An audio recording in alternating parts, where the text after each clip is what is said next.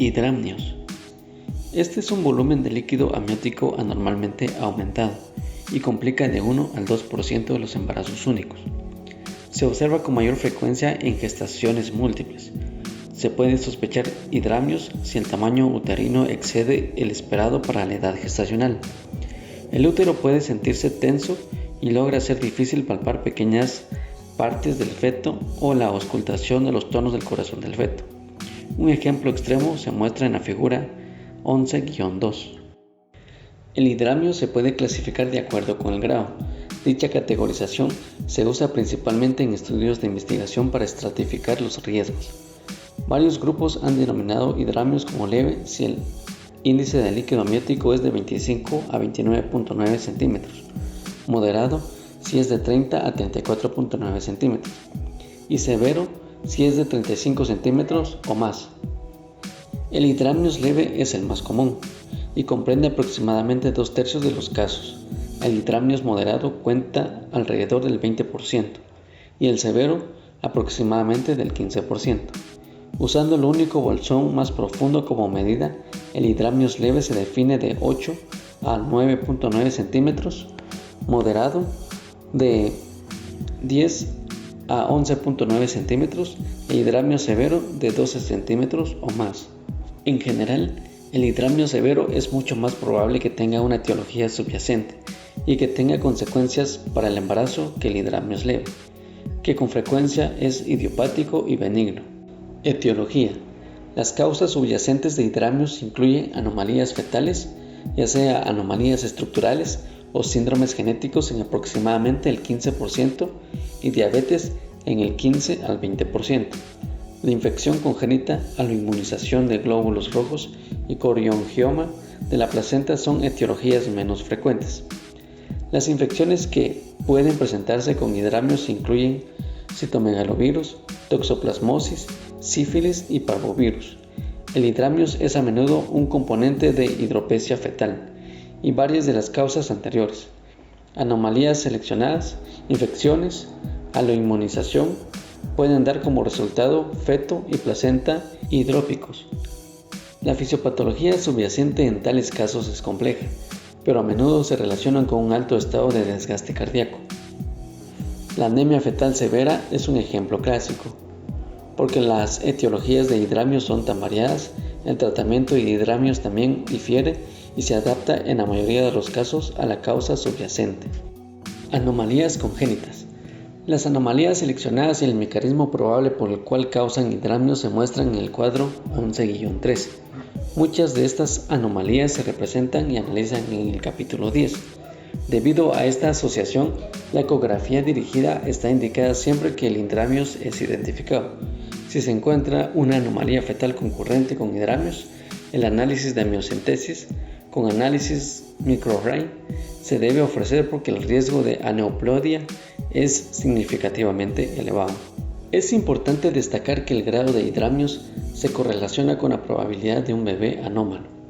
En el Hospital Parkland, la prevalencia de anomalías en el neonato fue aproximadamente del 8% con hidramnios leve, 12% con hidramnios moderado y más del 30% con hidramnios severo, incluso si no se detectó ninguna anomalía con la ecografía dirigida.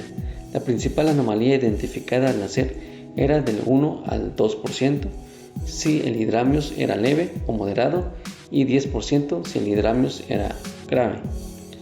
El riesgo general informado de una anomalía subyacente sea descubierta después del parto han variado del 9% en el periodo neonatal a 28% entre los bebés seguido de un año de edad. El riesgo de anomalía es particularmente alto con hidramnios que coexiste con la restricción del crecimiento fetal. Aunque las anomalías del volumen de líquido amniótico están asociadas con malformaciones fetales, lo contrario no suele ser el caso. En el estudio colaborativo español de malformaciones congénitas que incluyó más de 27.000 bebés anómalos, solo 4% de los embarazos se complicaron con hidramnios y otro 3% con oligohidramnios. Diabetes mellitus.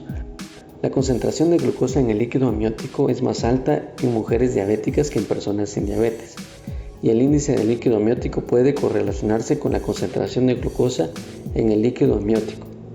Tales hallazgos respaldan la hipótesis de que la hiperglucemia materna causa hiperglucemia fetal, con diuresis osmótica fetal resultante en el compartimiento del líquido amniótico. Dicho esto, la nueva detección de diabetes gestacional en embarazos con hidramios no parece ser beneficiosa, siempre que el resultado de la prueba de tolerancia a la glucosa en el segundo trimestre fue normal. La gestación múltiple. El hidramios por lo general se define en gestaciones múltiples como una bolsa de mayor contenido de líquido amniótico que mide 8 centímetros o más. Se puede caracterizar además como moderado si la bolsa de mayor contenido de líquido es de al menos 10 centímetros y severo si la bolsa es de al menos 12 centímetros. En una revisión de casi 2.000 gestaciones gemelares, Hernández y colegas identificaron hidramios en el 18% de embarazos monocoriónicos y bicoriónicos. Al igual que en las gestaciones simples, el hidramio severo fue más fuerte asociado con anomalías fetales. En gestaciones monocoriónicas, hidramios de un saco y oligohidramios de otros son de criterio diagnóstico para el síndrome de feto transforsor transfundido, discutido en el capítulo 45. El hidramios aislado de un saco también puede preceder al desarrollo de este síndrome. En ausencia del feto transfusor transfundido, el hidramios generalmente no aumenta los riesgos del embarazo en gemelos no anómalos. Hidramios idiopático. Esto representa hasta el 70% de los casos de hidramios y es así identificado en hasta el 1% de los embarazos.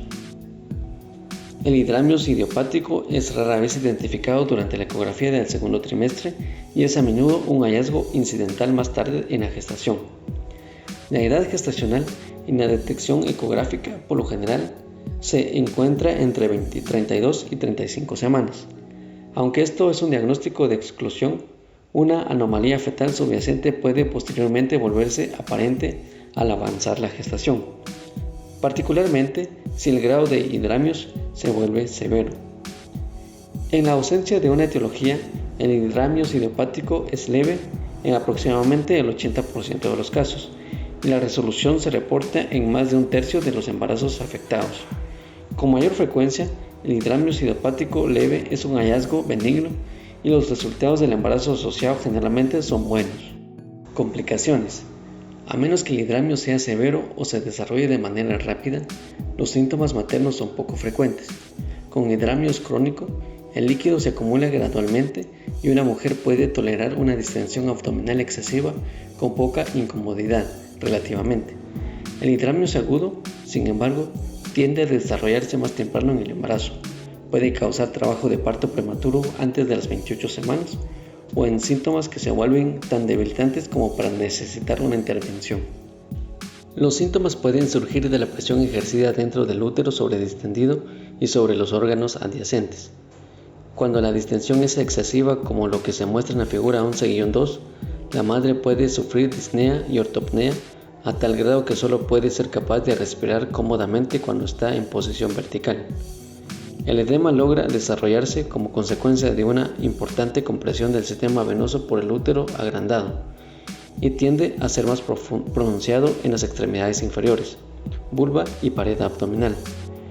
Rara vez, la oliguria puede resultar de la obstrucción uretral por el útero agrandado. Complicaciones maternas tales como estas están típicamente asociadas con el hidramio severo de una etiología subyacente. Las complicaciones maternas asociadas con hidramios incluyen abrupción placentaria, disfunción uterina durante el trabajo de parto y hemorragia posparto. El desprendimiento placentario es afortunadamente infrecuente. Puede ser el resultado de la descompresión rápida de un útero sobre el distendido que sigue a la ruptura de la membrana fetal o a la mioreducción terapéutica. Con el rompimiento prematuro de las membranas, ocurre en ocasiones un desprendimiento placentario días o semanas después de la miorexis. La disfunción uterina como consecuencia de la sobredistensión puede conducir a la atonía posparto y a su vez a la hemorragia posparto.